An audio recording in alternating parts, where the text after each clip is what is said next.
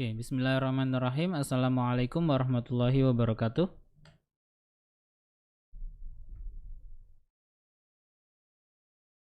Sudah terlihat ya semuanya slide-nya?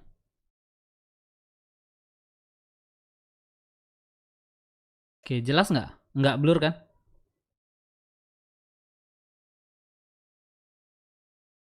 Oke.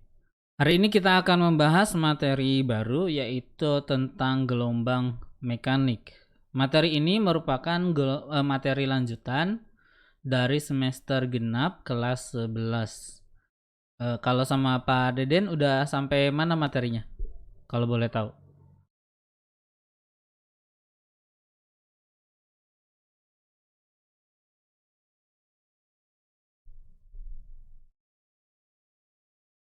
Halo? Cek. Udah sampai mana kalau sama Pak Deden pembahasannya materinya?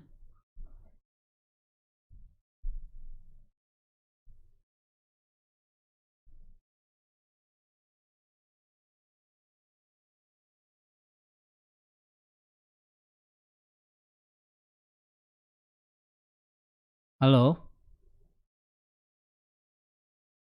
Cek. Masih di sini nggak nih?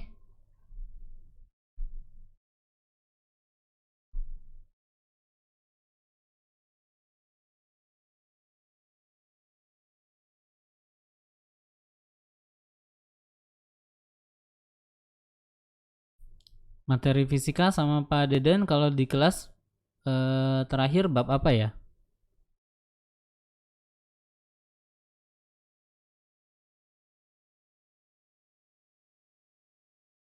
Oh, baru dinamika rotasi ya, berarti masih jauh ke gelombang mekaniknya. Kalau gitu kita akan bahas, seharusnya ini udah masuk ke materi semester genap kelas 11. Jadi kita bahas ini aja secara singkat ya. Nanti mungkin lebih dalamnya kalian akan bahas atau akan dibahas sama Pak Deden di kelas online seperti biasa, atau kelas yang pagi bukan di kelas beat ya. Hari ini kita akan bahas tentang gelombang mekanik. Nah, apa sih yang kalian tahu tentang gelombang?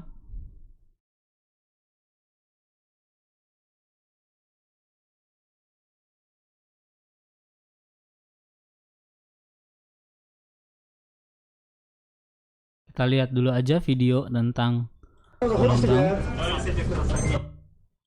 tsunami yang terjadi. Sebentar, suaranya terlalu keras. Ini adalah gelombang tsunami yang terjadi tahun 2010 di Jepang.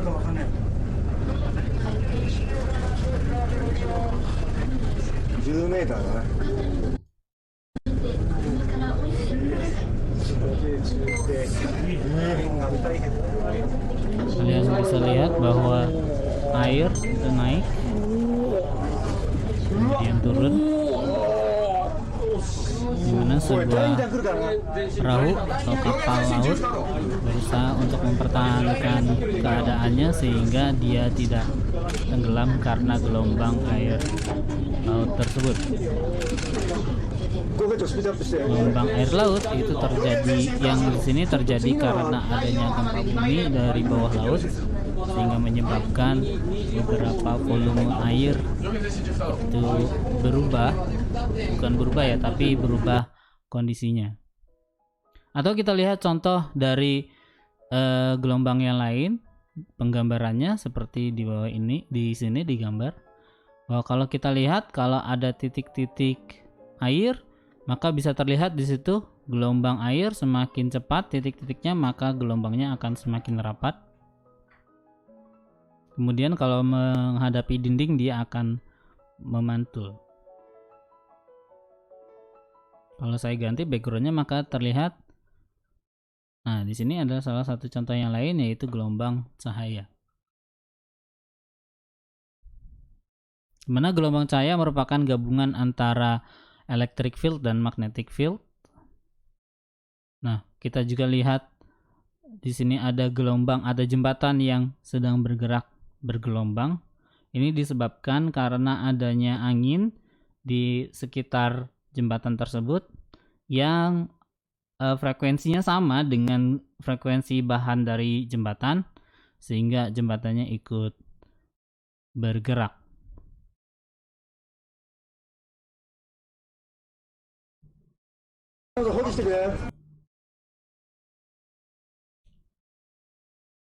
Oke, atau kalau kalian tahu bahwa gelombang air laut selain dapat merugikan seperti yang terjadi pada gelombang pasang tsunami, tapi juga bisa dimanfaatkan menjadi renewable and clean energy source.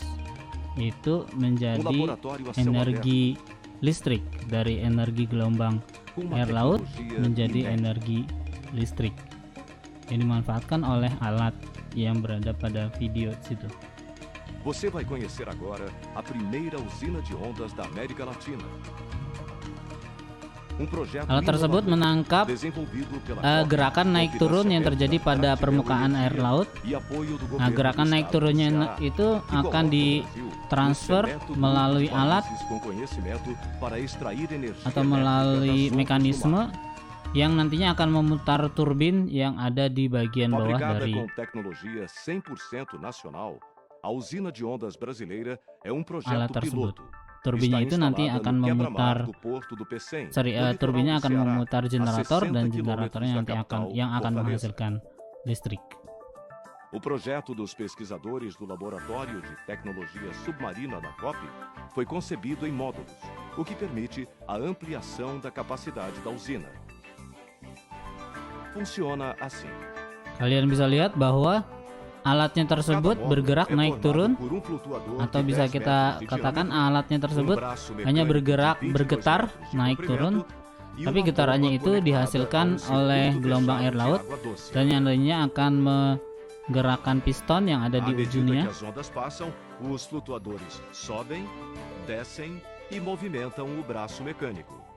Yang menggerakkan mekanik arm katanya, lengan mekanik, yang nanti akan gerakannya tersebut akan ditransfer ke dalam hidropneumatik, atau di sini dikumpulkan gerakannya, energi gerakannya. Kemudian energi gerakannya tersebut digunakan untuk memutar turbin yang ada di dalam dari tempat tersebut, yang nantinya akan memutar generator dan akan menghasilkan listrik.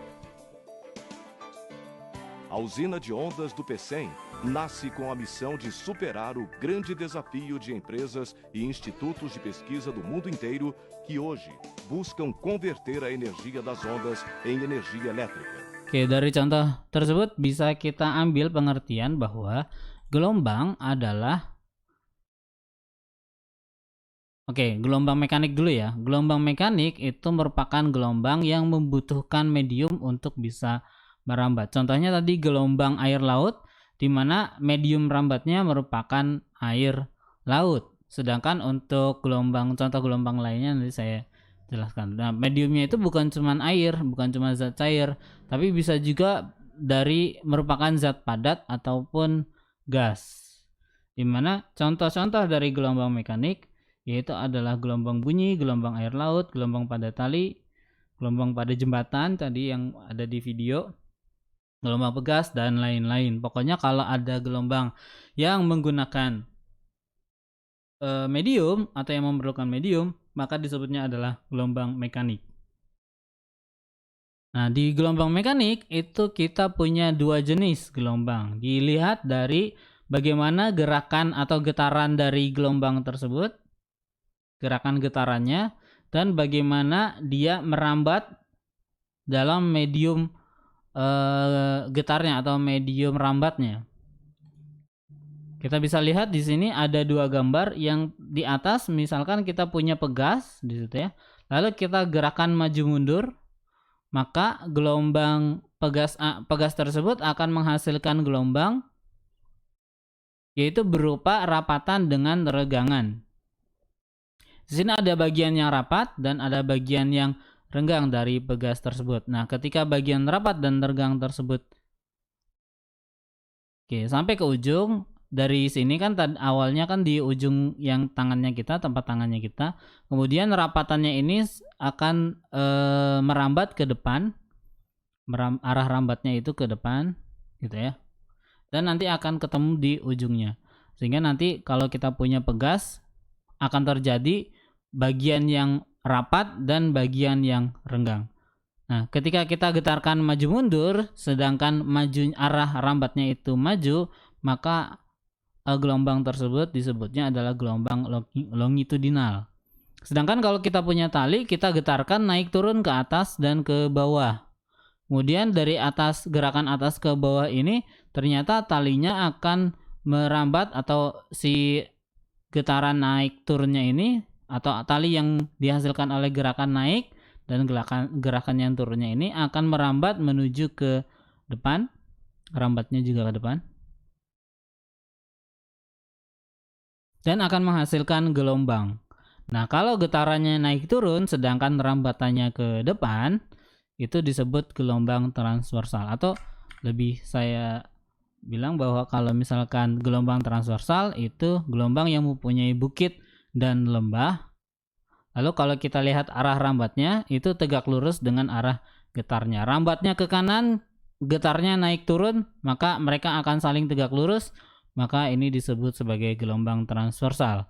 Tapi kalau misalkan gerakannya yang dihasilkan adalah rapatan dan regangan, dan arah rambatnya searah dengan arah regangan, arah getarnya, bukan arah regangan, arah getarnya itu ke kanan dan ke kiri gitu ya, dia bolak-balik ke kanan dan kiri, terus rambatannya juga ke kanan atau bisa jadi nanti ke kiri ya. Tapi ini pada kasus ini, pada gambar ini, gerakan dari rambatan getarannya itu ke kanan, maka gelombangnya disebut longitudinal. Nah, dalam gelombang seperti yang kita bahas di materi-materi fisika yang lainnya, maka kita harus kenal besaran-besaran yang diukur, yang bisa dilihat dan bisa diukur dalam gelombang. Atau saya ambil contoh yang lain deh.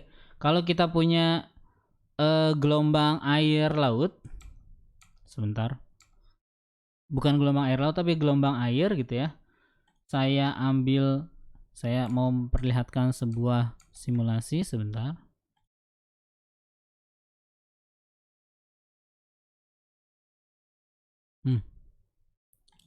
Oke, kita lihat contohnya di sini.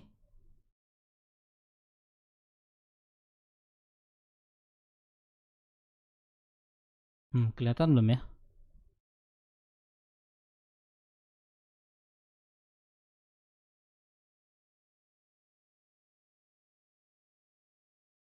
Sebentar.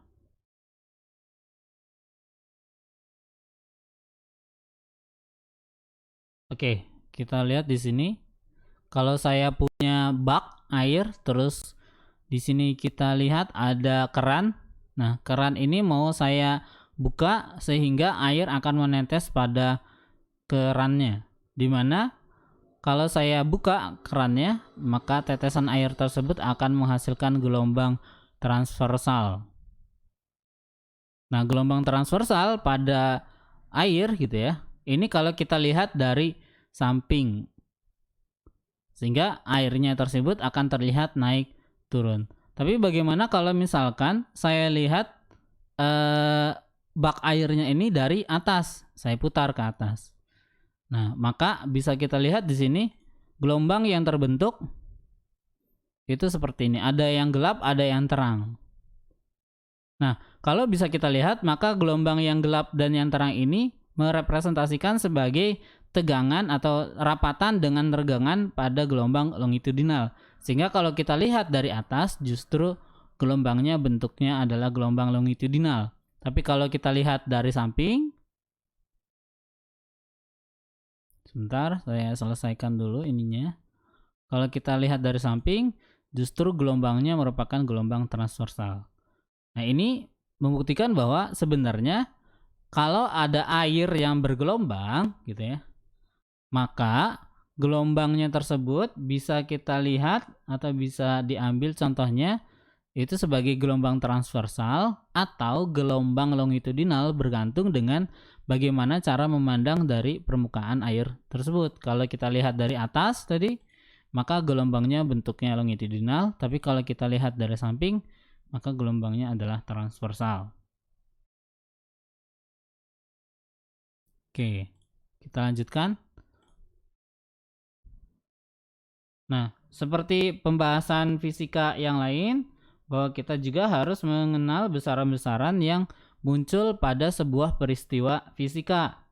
Kalau di sini peristiwanya adalah munculnya gelombang. Besaran-besaran yang bisa kita ukur atau yang bisa kita lihat dalam gelombang, misalkan kita punya gelombang transversal gitu ya. Di sini ada bukit dan ada lembah, puncak bukit dan puncak lembah. Di sini ada 2 buah puncak bukit dan 2 buah lembah. Nah, maka setiap ada puncak bukit dan lembahnya tersebut, maka kita bisa lihat beberapa besaran yang bisa kita ukur. Yang pertama adalah amplitudo gelombang. Di sini bisa terlihat bahwa amplitudo gelombang itu adalah jauhnya atau lebarnya atau tingginya gelombang tersebut. Sini ya, lebarnya gelombang tersebut terbentuk dari titik tengah-tengah atau dari titik keseimbangan. Jadi bukan dari atas sampai ke bawah sini, bukan. Tetapi dari titik keseimbangan, titik tengah ini sampai ke paling atas, atau dari titik tengah itu sampai ke paling bawah. Di sini bisa terlihat bahwa amplitudo gelombang baik ke atas maupun ke bawah itu sama. Lalu besaran berikutnya adalah periode gelombang. Periode gelombang adalah waktu yang dibutuhkan untuk membentuk satu buah gelombang, di mana untuk gelombang yang bentuknya seperti ini atau disebut juga gelombang transversal, maka satu buah gelombang digambarkan melalui satu bukit penuh gitu ya, satu bukit yang penuh ditambah dengan satu lembah yang penuh. Begitu. Jadi 2 buah gambar ini atau satu bukit penuh ditambah dengan satu lembah penuh ini merupakan satu buah gelombang. Satu gelombang. Nah, tentunya gelombang tersebut memiliki panjang, karena di sini misalkan bentuknya tali, dia punya panjang atau dia punya kita bisa ukur panjangnya dari titik awal gitu ya, titik 0 ke titik yang X misalkan di sini, di ujung sini di mana lembahnya sudah mulai atau di tempat satu lembah penuh gitu ya. Nah, di mana dari titik 0 ke titik X ini menggambarkan panjangnya dari satu buah gelombang. Kenapa? Karena di sini ada satu buah gelombang yang digambarkan dengan satu bukit penuh dan satu lembah penuh. Lalu kita bisa ukur berapa panjangnya kira-kira dari satu bukit penuh sama satu lembah penuh tersebut, yang disebut sebagai satu buah panjang gelombang atau panjang dari satu buah gelombang. Nah, sedangkan periode gelombang itu adalah waktu yang dibutuhkan untuk bisa dapat satu panjang gelombang ini. Dari ketika gelombangnya tersebut merambat dari titik 0 gitu ya, maka dia kan butuh waktu dari ujung sini, dari ujung sebelah kiri ke ujung yang titik X ini, maka dia butuh waktu T. Nah, periode gelombang adalah waktu yang dibutuhkan untuk bisa menciptakan satu buah gelombang. Kemudian ada frekuensi gelombang. Frekuensi gelombang itu kebalikannya dari periode. Kalau periode tadi waktu yang dibutuhkan untuk satu gelombang, sedangkan kalau frekuensi adalah banyak gelombang atau berapa gelombang yang tercipta dalam kurun waktu 1 detik. Kemudian ada waktu tempuh gelombang. Nah, kalau waktu tempuh gelombang berarti saya sebutkan di sini adalah waktu total ya. Total. Waktu total berarti yang dihasilkan atau waktu yang dibutuhkan untuk menciptakan satu gambar yang penuh ini dari ujung O sampai ujung X sampai ujung yang sini nih. Sampai ujung yang Y misalkan. Atau jangan Y deh, ini X1 sama X2 deh. Sampai ujung X2. Nah, kira-kira dari ujung kiri, paling kiri ke paling kanan nih, waktu totalnya berapa? Nah, itu disebutnya adalah waktu tempuh gelombang. Nah, kemudian ada omega, yaitu kecepatan sudut. Kecepatan sudut itu kalau kita ambil, loh kenapa muncul tiba-tiba kecepatan sudut Pak? Yaitu gerak melingkar.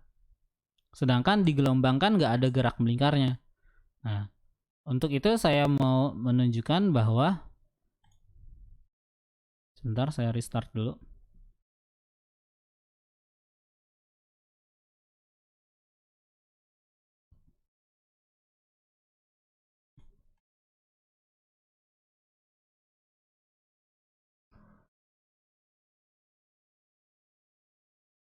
Oke.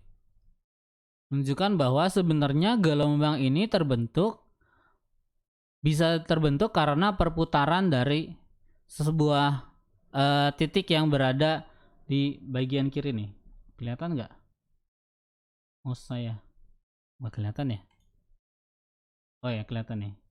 Di sini ada sebuah titik yang nantinya titik ini akan saya putar gitu ya. Nah, ketika titik ini berputar, maka si porosnya ini nih, poros besinya ini akan naik turun. Nah, ketika dia porosnya naik turun, dia akan menghasilkan gelombang. Sehingga ada hubungannya antara gerak melingkar dengan gelombang yang terbentuk, di mana satu buah gerak melingkar itu akan menghasilkan satu buah gelombang. Kalau kita lihat di sini ya, saya pause dulu. Di bagian atas gitu ya, gelombangnya mulai dari sini atau mulai dari puncak. Kemudian saya putar, balik lagi ke satu lingkaran gitu, maka si titik yang paling ujung sini akan kembali ke puncak.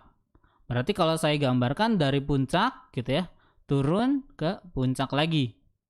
Ya, maka dia akan menghasilkan satu buah gelombang. Atau kalian bisa lihat di sini titik hijaunya bergeraknya.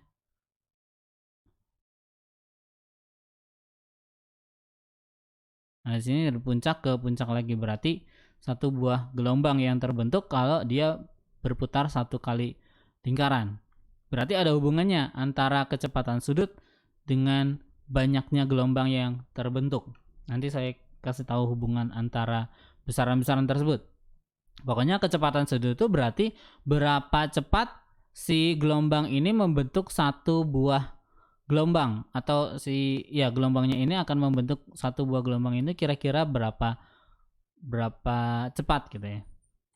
Kemudian cepat rambat gelombang. Kalau cepat rambat gelombang berarti kira-kira dari ujung sini nih, dari ujung sebelah kiri sampai ke ujung paling kanan, atau dari titik O sampai ke titik X2, kira-kira si gelombangnya ini sampai ke ujungnya sampai berapa lama. Atau kalau kalian ini belum saya balikan ke ini ya,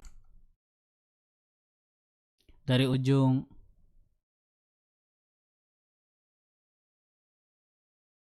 bagian kiri sampai ke ujung kanan gitu ya, transfernya itu kira-kira berapa lama. Atau kalau saya mau ambil sebentar, nah kira-kira panjangnya itu dari ujung sampai ujung sini sampai ke ujung sana, waktu yang dibutuhkannya berapa, maka kita dapat kecepatan rambat gelombang.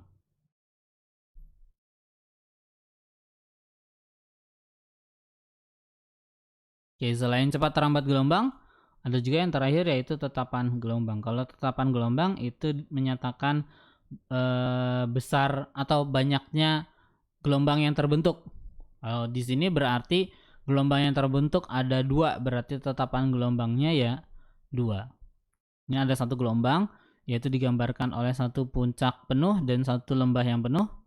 Kemudian di sini ada satu puncak penuh dan satu lembah penuh, berarti di sini juga satu gelombang. Maka di sini terbentuk 2 gelombang, maka tetapan gelombangnya adalah 2. Nah, hubungan besaran-besaran gelombang itu adalah T atau waktu yang dibutuhkan, atau waktu total tempuh gelombang itu sama dengan X. X adalah panjangnya atau jauhnya gelombang tersebut merambat dari ujung sini sampai ke ujung yang sana. Atau saya gambarkan di sini adalah X. Ya. Dibagi dengan kecepatannya, atau saya tuliskan kembali bahwa kecepatan V sama dengan X dibagi dengan waktu total. Lalu ada hubungan antara kecepatan sudut dengan frekuensi, di mana kecepatan sudut adalah 2pi dikali dengan frekuensinya.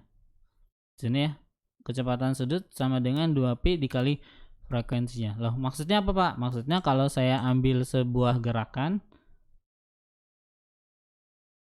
nah di sini kalau saya naikkan frekuensinya, maka perputaran dari rodanya ini akan bertambah. Kalau saya tambahkan frekuensinya gitu ya, perputarannya juga akan semakin cepat. Kalau saya kurangi, maka frekuensinya, maka di sini juga perputarannya akan semakin lambat. Saya kurangi dulu. Nah, kita lihat bahwa si rodanya akan semakin lambat berputarnya, sehingga gelombangnya juga akan semakin lambat bergeraknya. Kalau saya perbesar gitu ya, maka gelombangnya akan bergerak semakin cepat naik turunnya, dan lingkarannya atau rodanya di sini dia bergerak juga semakin cepat. Ini masih dalam slow motion. Kalau saya normalkan, maka gerakannya sangat cepat. Oke.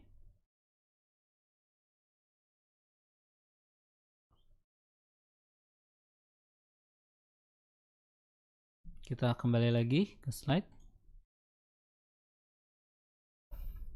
Itu adalah kecepatan sudut dengan frekuensi. Nah, kemudian antara V itu karena kita lihat bahwa omega sama dengan 2pi dikali dengan F. Sedangkan kalau kita mau cari F berarti sama dengan omega dibagi dengan 2pi ya. Kemudian kecepatan rambat sama dengan X dibagi dengan V. Ada hubungannya berarti antara panjang gelombang. Oh, ini adalah lambda ya, panjang gelombang atau frekuensi, di mana kecepatan rambat itu akan sama dengan panjang gelombangnya dikalikan dengan frekuensinya. Atau cepat rambat juga kalau kita masukkan ke persamaan ini, maka kita dapatkan omega dibagi dengan tetapan gelombang, di mana tetapan gelombangnya ini kita bisa cari dengan persamaan 2pi dibagi dengan panjang gelombang.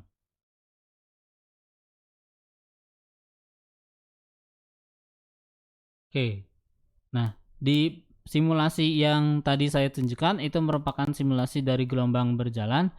Apa itu gelombang berjalan? Gelombang berjalan itu adalah gelombang yang tidak mempunyai ujung atau mempunyai akhir perjalanan, sehingga gelombang tersebut dianggap merambat ke jarak yang tak hingga. Kalau saya kembali lagi ke sini, ke simulasi, bisa kita lihat bahwa gelombangnya ini bagian ujungnya atau bagian sininya adalah alam bebas gitu ya, jadi tidak ada penghalang di sini. Tapi kalau misalkan saya halangi seperti ini, saya ikat gitu ya, tapi ikatnya itu dengan ring sehingga di sininya bisa loose atau bisa kendor, bisa naik turun, atau saya ikat pasti gitu ya, seperti di sini. Kalau saya ikat pasti, maka gelombangnya bentuknya seperti ini. Tapi untuk saat ini kita pakai gelombang yang ujungnya itu tidak terhingga, atau disebutnya adalah gelombang berjalan.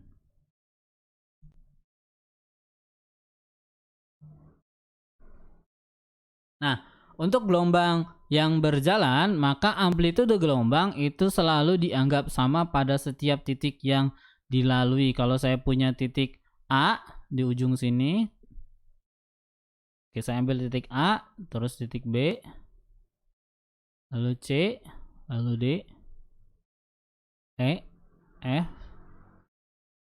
G, H, dan I untuk masing-masing ininya. Maka amplitude dari gelombangnya untuk puncak bukit dan lembahnya itu akan selalu sama untuk gelombang yang berjalan. Pada setiap titik yang dilalui, maka amplitude gelombangnya itu selalu sama. Dimana gelombang berjalan ini bisa kita prediksikan pergerakannya itu melalui persamaan umum gelombang berjalan. Kalau kalian masih ingat pelajaran matematika, kita bisa lihat di sini gelombangnya akan membentuk gambar seperti ini, ada naik sama turun. Maka ini mirip dengan grafik yang terbentuk akibat fungsi sinusoidal atau fungsi sin, cos, tan. Fungsi sudut dari sin, cos, tan.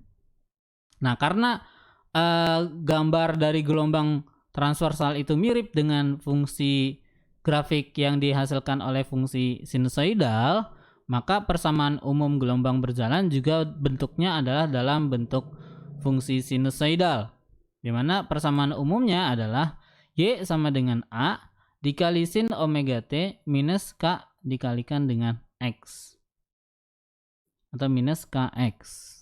Atau bisa jadi Y-nya sama dengan Y-nya sama dengan A dikali sin 2pi dalam kurung waktu per periode dikurangi dengan X atau panjang rambatannya dibagi dengan lambdanya.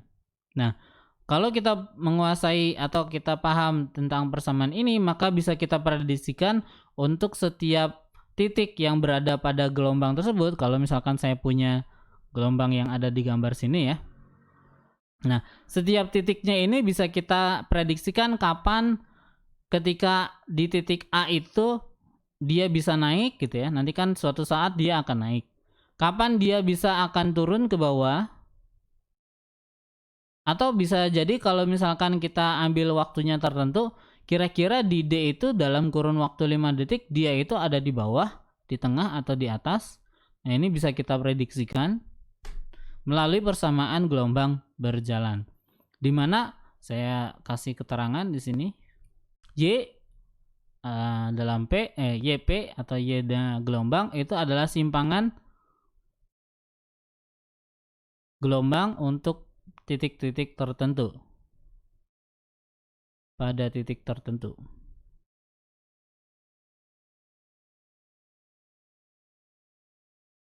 Misalkan YP berarti di sini adalah Y pada titik P. Misalkan saya mau cari simpangan pada titik C, berarti Y pada titik C. Di sini boleh. Jadi Y-nya itu bebas. Di sini Y-nya dalam titik manapun.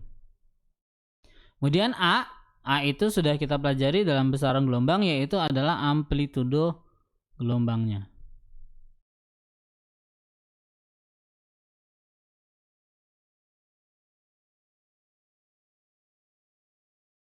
Lalu ada omega. Omega di sini adalah kecepatan sudut gelombang.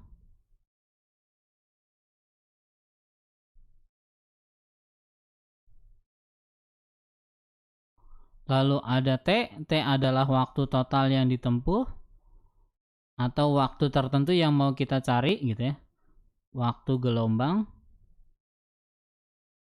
T besar adalah periode gelombangnya.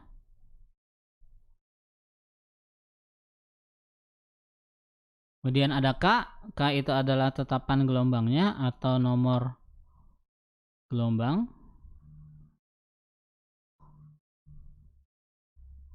Dan X adalah panjang atau jauhnya rambatan dari gelombang.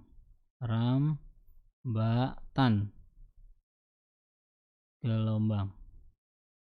Nah, untuk satuannya, kalau di sini kita lihat bahwa Y itu merupakan simpangan, berarti ini fungsi posisi, maka satuannya boleh meter, boleh sentimeter. Ini juga amplitudo merupakan fungsi posisi, berarti ini boleh meter, boleh sentimeter. Kemudian di sini kecepatannya radian per sekon ya, untuk kecepatan sudut. Salah nih nulisnya. Di sini waktu gelombang berarti satuannya sekon, ini juga satuannya sekon. Kalau kecepatan sudut berarti satuannya radian per sekon. Nomor gelombang itu nggak punya satuan karena hanya menunjukkan gelombang yang nomor berapa gitu ya. Nah, jauhnya rambatan gelombang satuannya dalam meter atau boleh juga dalam sentimeter. Nah, gimana kapan kita pakai sentimeter atau kapan kita pakai meter satuannya? Kalau salah satu dari soalnya atau salah satu dari bagiannya ini pakai sentimeter, maka semua bagiannya harus dalam sentimeter. Tetapi kalau misalkan salah satunya pakai meter, maka semuanya harus dalam meter. Atau itu terserah kalian. Kalau kalian pengen yang di soalnya ternyata dituliskannya dalam meter gitu, tapi kalian pengen semuanya berubah jadi sentimeter, maka semuanya harus diubah, baik Y-nya, baik A-nya, kemudian ada X-nya, itu satuannya semuanya harus sama sentimeter. Tapi kalau mau jadiin meter juga boleh. Pokoknya pada intinya adalah satuan dari Y, kemudian A, dan X itu harus sama satuannya. Kalau dalam sentimeter berarti sentimeter semua. Kalau dalam meter berarti meter semua. Oke, saya lanjutkan di sini. Nah, untuk menghitung besar kecepatan getarnya dari partikel yang kita ambil di titik tertentu, misalkan partikelnya di titik P. Di sini titiknya nggak ada P-nya ya. Ya udah, anggap saja di titik P-nya itu adalah di sini deh. Ini bukan titik B tapi titik P. Nah, kalau saya punya partikel yang berada di titik P gitu ya, maka kira-kira dia itu bisa naik turun dengan kecepatan berapa? Nah, untuk bisa mencari kecepatan getar dari partikel di titik P tersebut, maka kita turunkan persamaan yang tadi.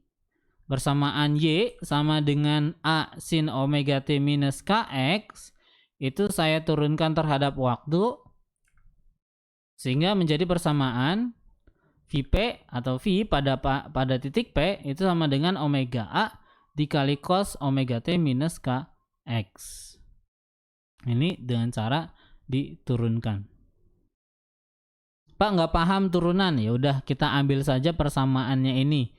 Kalau misalkan belum paham tentang turunan, nanti kita akan pelajari turunan dan integral di matematika kelas 12. Jadi kita pakai saja persamaan ini, nggak usah kita cari asal usulnya melalui persamaan atau melalui perhitungan matematis.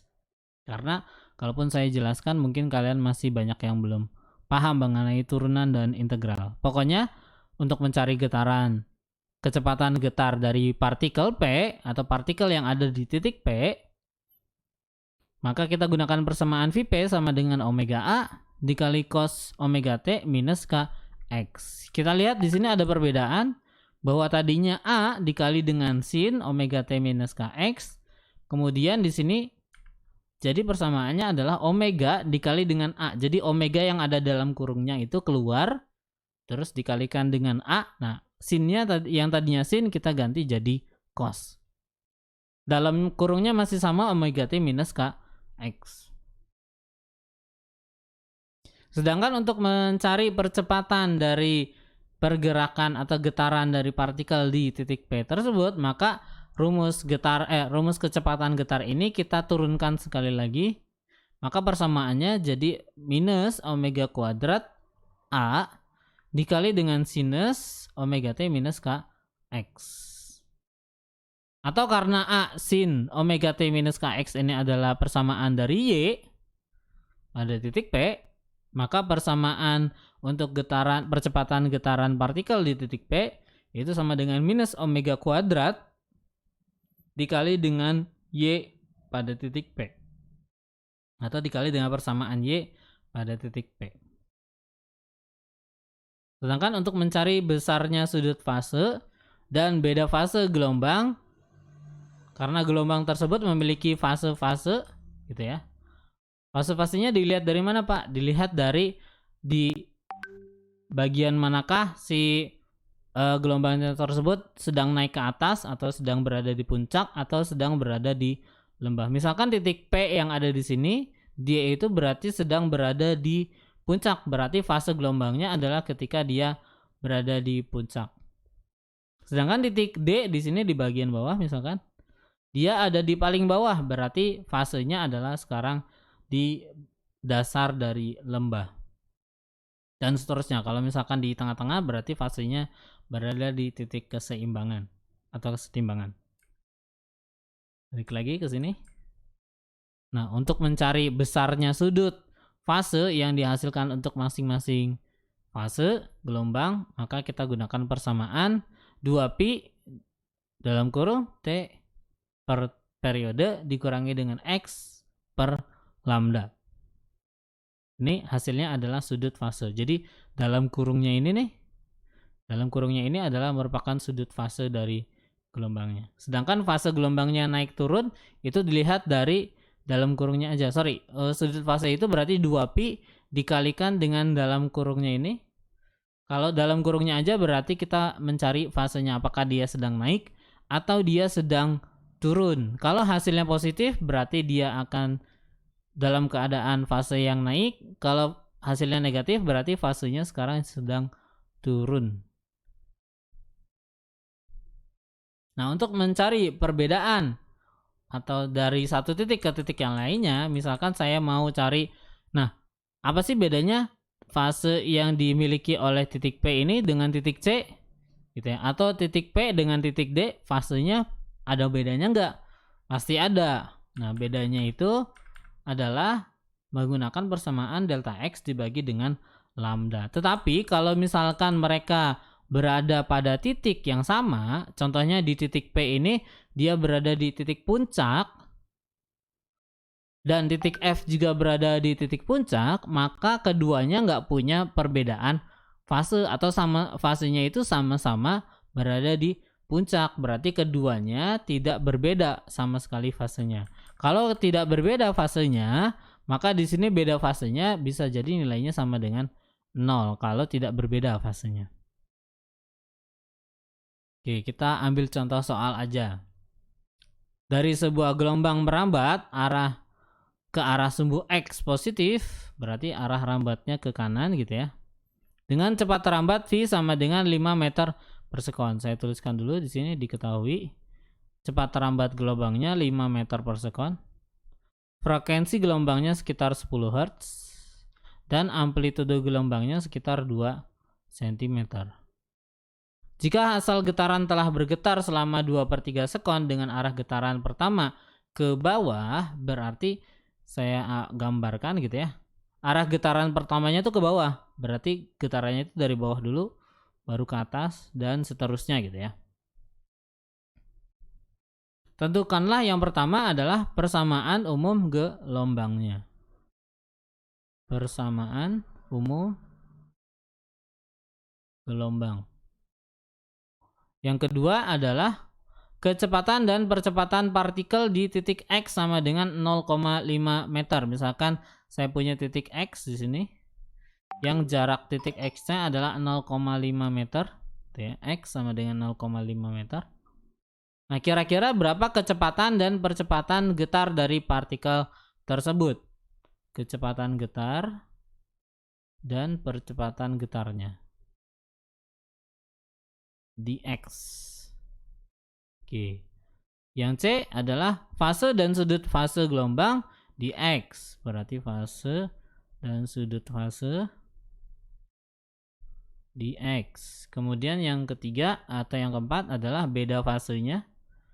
Beda fase di antara X1 sama dengan 0,25 meter dan X2 adalah 0,75 meter.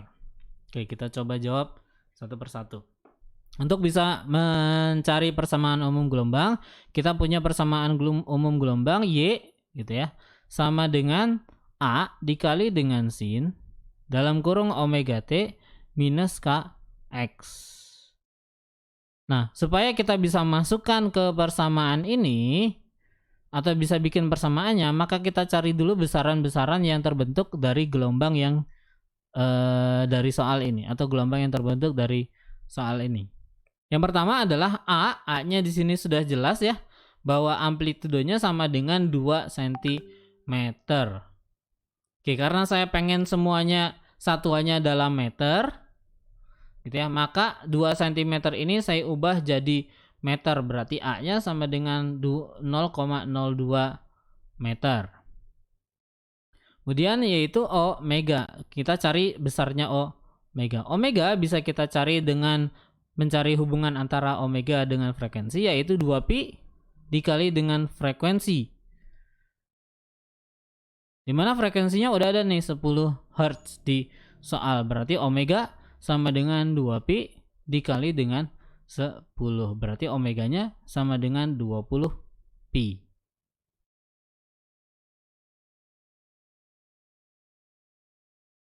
Nah, dari omega ini dari omega ini bisa kita cari besarnya nilai K. Untuk mencari nilai K, kita ambil hubungan antara omega dengan cepat rambat gelombangnya, di mana V sama dengan omega per K. Berarti K-nya sama dengan omega per cepat rambat. Omeganya itu 20 pi, sedangkan V-nya adalah 5 meter per sekon. Berarti K-nya sama dengan berapa tuh? 4 pi. Oke, sudah dapat, ada A, udah ada omega, udah ada K, maka persamaan umum gelombangnya kita masukkan satu persatu. Y-nya sama dengan A-nya adalah 0,02 cm-nya nggak usah kita tulis. Sinus omeganya adalah 20 pi. Kemudian di sini harusnya plus atau minus ya. Nah, karena di sini arah rambatnya ke sumbu X positif. Kalau arah rambatnya ke sumbu X positif, maka tandanya di sini harus negatif. Di sini saya kasih negatif Kx kalau ke sumbu X positif. Tapi kalau positif justru positif Kx gitu ya. Berarti arah rambatnya ke sumbu X yang negatif, sumbu X yang negatif, atau arah rambatnya ke kiri. Kalau ke kanan berarti tandanya negatif, berarti di sini negatif. Negatif K-nya tadi sudah dapat, yaitu sekitar 4 pi. Oh sorry, saya ada yang kurang. Di sini 20 pi, masih ada T-nya, T-nya tidak berubah. Masukin aja nilai T-nya segitu. Dikalikan dengan T, dikurangi dengan 4 pi, dikali dengan X. Maka persamaan umum gelombangnya sudah kita dapat bahwa Y sama dengan 0,02 sin 20 pi T dikali dengan 4 pi X. Itu untuk mencari soal nomor A atau jawaban dari nomor A.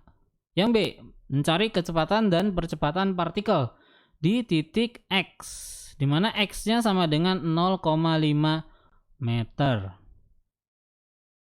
Nah, untuk bisa mencari kecepatan, maka kita harus turunkan persamaan gelombang yang ada di atas ini. Nah, turunan dari persamaan gelombangnya jadi V sama dengan yaitu omega dikali dengan A sin omega T minus Kx. Ada di slide sebelumnya ya, yang ini nih, kecepatan getar partikel. Omega A cos omega T minus Kx. Sorry, saya salah tulis, di sini harusnya cos ya. Harusnya adalah cos. Oke. Nah, untuk mencari besar kecepatannya, maka masukin aja nilainya masing-masing ininya. Nilai dari masing-masing besarannya. Omega tadi sudah kita dapatkan bahwa omeganya sama dengan 20 pi. A-nya sama dengan 0,02 dikalikan cos. Nah, di sini omeganya masih 20 pi. Nah, karena di sini tidak ada informasi waktunya berapa, maka kita anggap bahwa waktunya di X X sama dengan 0,5 meter itu sama dengan 1 detik. Berarti saya masukkan T-nya sama dengan 1 minus K-nya adalah 4 pi. Nah, X-nya kita masukkan nilainya yaitu 0,5 meter.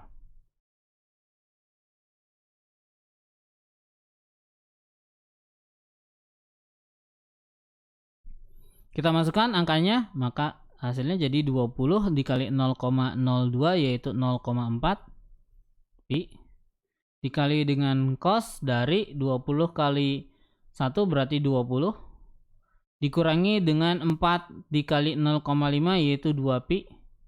Ini 20 pi ya. 20 pi dikurangi dengan 2 pi jadinya 18 pi, maka V-nya sama dengan 0,4 pi dikali dengan cos dari 18 pi.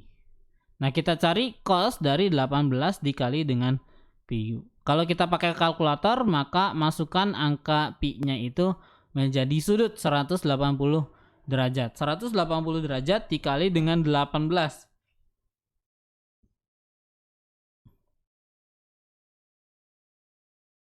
Maka sekitar sudutnya itu 3240. Kalau kita cari nilai cos dari 3240, maka dihasilkan nilai cos dari 3240 tersebut hasilnya adalah 1. Maka di sini V-nya sama dengan 0,4 pi dikali dengan 1 nilainya. Berarti kecepatan getarnya sama dengan 0,4 pi meter per sekon.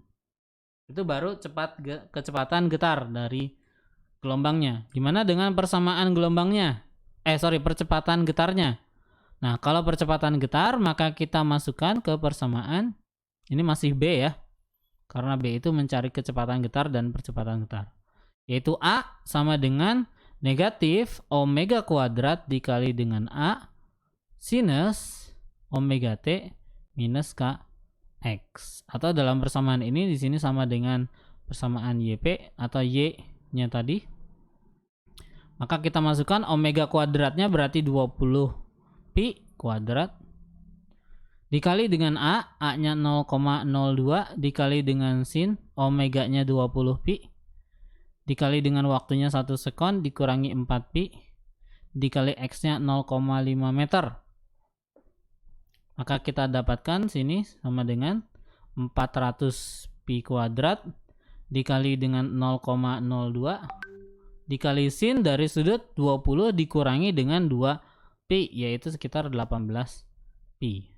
Nah, kalau nilai dari 18 cos dari 18 pi adalah 1, sedangkan untuk nilai sin dari 3240 sudutnya atau nilai sin dari 18 pi itu sama dengan 0 nilai sinnya.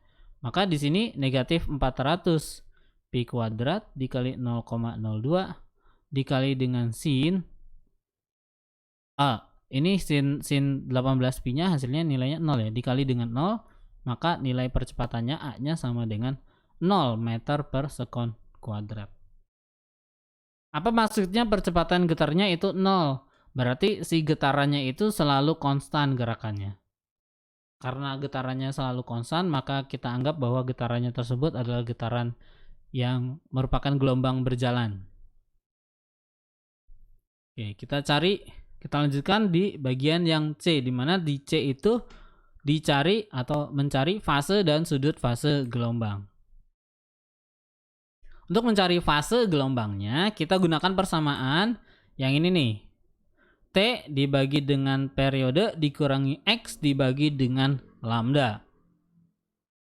Sedangkan kita belum tahu berapa periodenya dan berapa lambdanya. Maka kita cari tahu dulu berapa periodenya dengan menggunakan persamaan hubungan antara periode dengan frekuensi, yaitu T sama dengan 1 per F.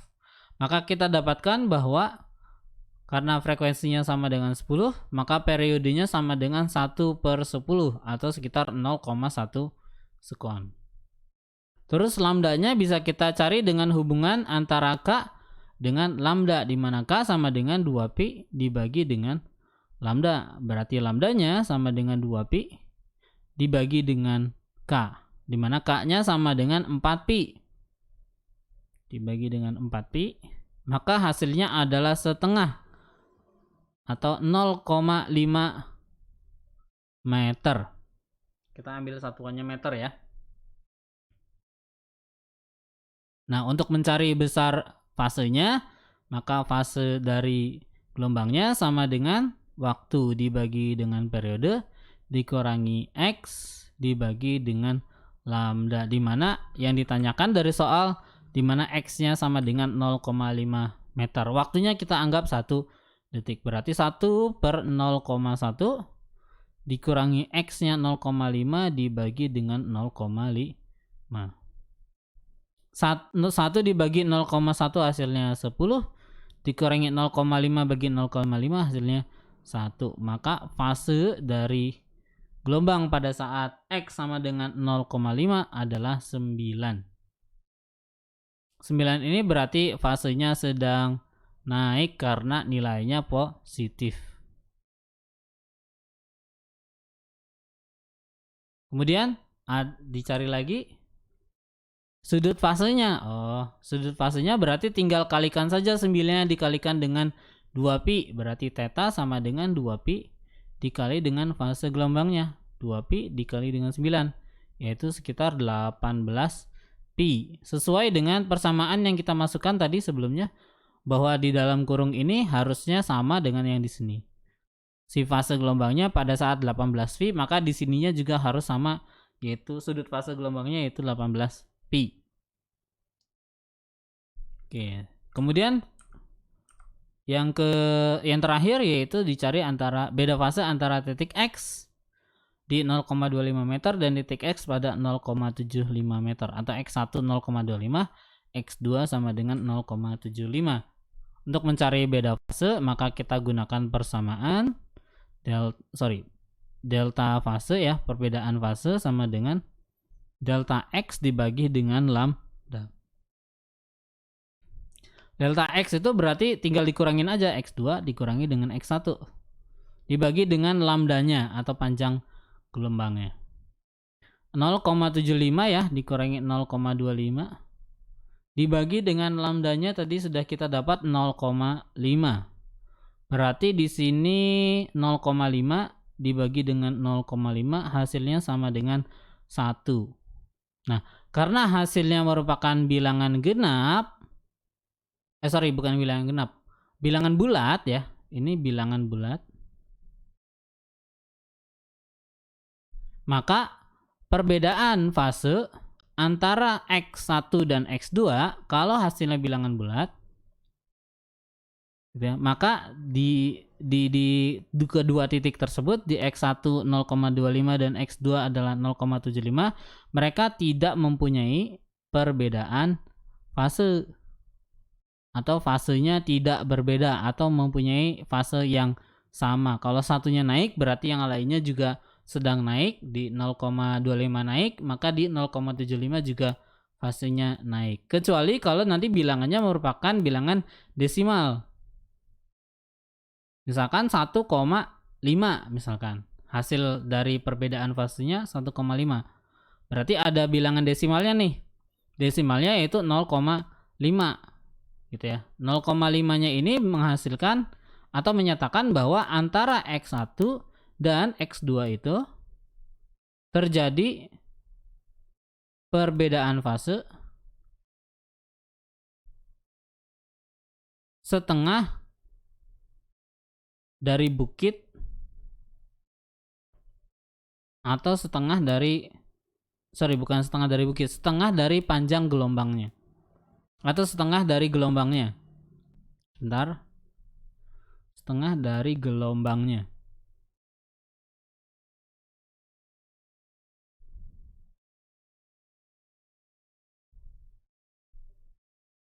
Maksudnya apa? Maksudnya misalkan kalau misalkan X1-nya ini ada di puncak yang paling atas, maka bisa jadi di X2-nya ini itu puncaknya yang paling bawah, di mana di sini gelombangnya kan cuman ini kan setengah dari panjang gelombang atau setengah lambda.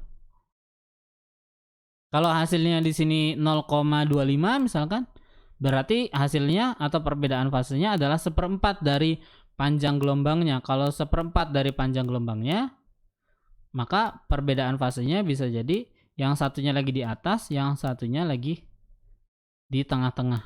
Itu 1/4 dari panjang gelombang. Kalau 0,75 berarti 3/4 dan seterusnya.